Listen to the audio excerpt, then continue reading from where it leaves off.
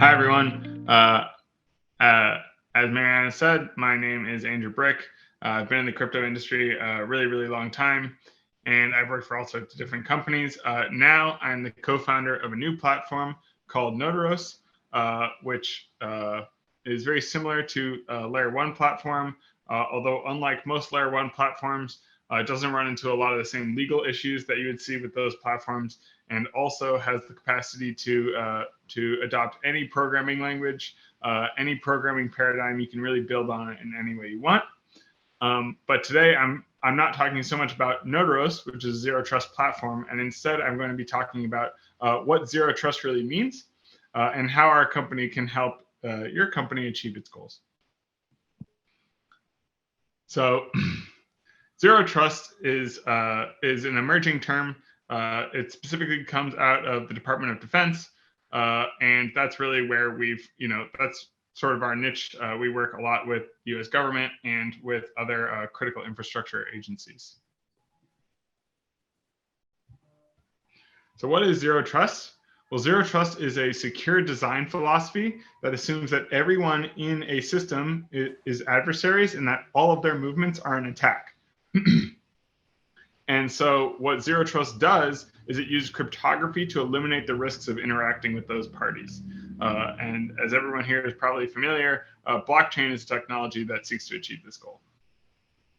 So what's the difference between blockchain and zero trust? Well, blockchain is a distributed ledger technology that seeks to achieve this goal specifically through software. But zero trust is really a much broader concept than that. And zero trust permeates not just your software stack, but how you create your organization, how you build your hardware. And it's, achieving genuinely zero trust is quite a tall order. But our government is rapidly moving towards the zero trust model.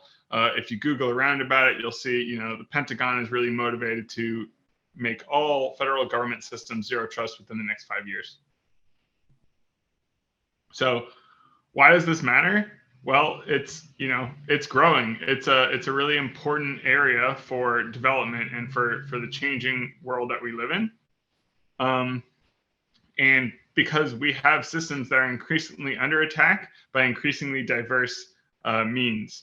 So in order to show sort of what zero trust does for you, outside of maybe crypto and metaverse, as most people know them, I really like this example because it sort of walks you through that this technology is really about our confidence in our data and how we come to achieve that confidence. So, which one of these shipping addresses is correct, right?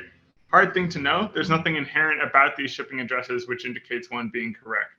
But simply not knowing the answer to that question is a source of tremendous waste, tremendous inefficiency, and tremendous risk for any given organization, right? Shipping to Honolulu versus Portland, Oregon is going to lead to quite a few delays.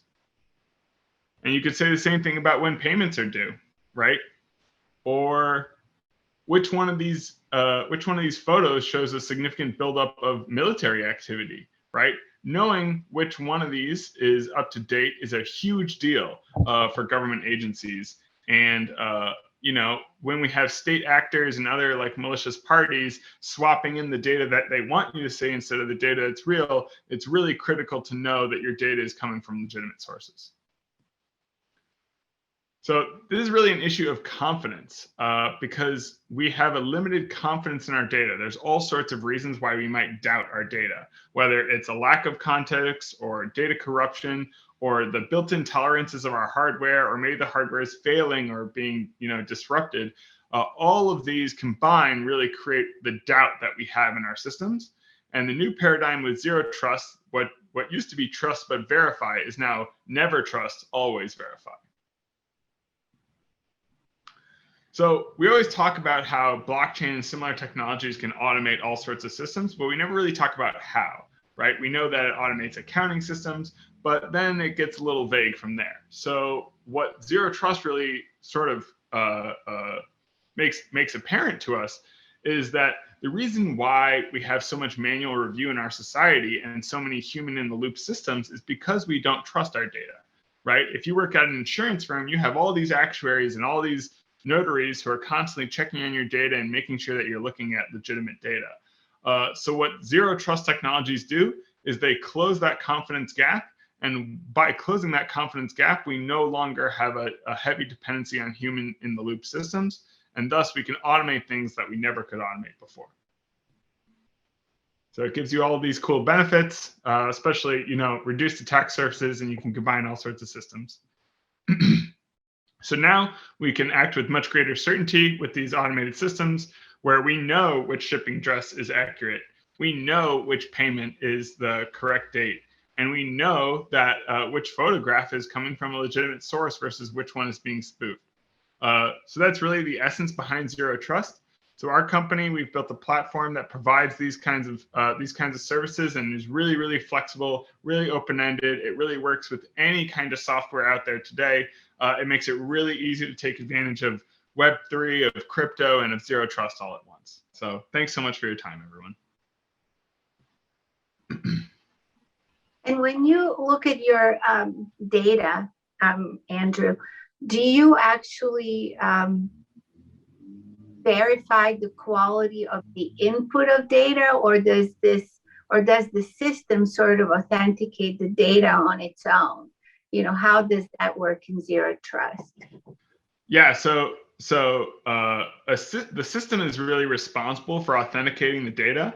But when you're talking about how do we authenticate the inputs of our data, that is a fascinating and complex question around digital identity. And we do have a lot of answers to those questions. So, for example, Kodak had a really cool project whereby, they would take a picture, and how do you know that that picture is coming from a real camera? Well, what they would do is they would intentionally install some manufacturing flaws in the lens of that camera, and you would use those to basically create an identity associated with that particular camera, such that it would be damn near impossible for machine learning to identify what those flaws are. But whoever would know that information ahead of time would be able to prove this data came from this camera. So there's all sorts of cool ways we can solve problems like that. I'm happy the digital identity question is even more complex about how, we're not really one thing. Obviously, we swap out our cells every 7 years, and our mind changes every 5 minutes. Like, how could we possibly have a consistent identity? It's a very interesting question, and there are a lot of solutions to that question. So if anyone's interested in hearing me ramble on about that, I'm happy to do so. By the way, I don't know if I mentioned enough, but our company is called Notoros. So if you're interested, I'll go ahead and drop my email in the chat. Mariana also has it as well, but happy to talk to anyone who's interested in learning more about what we do.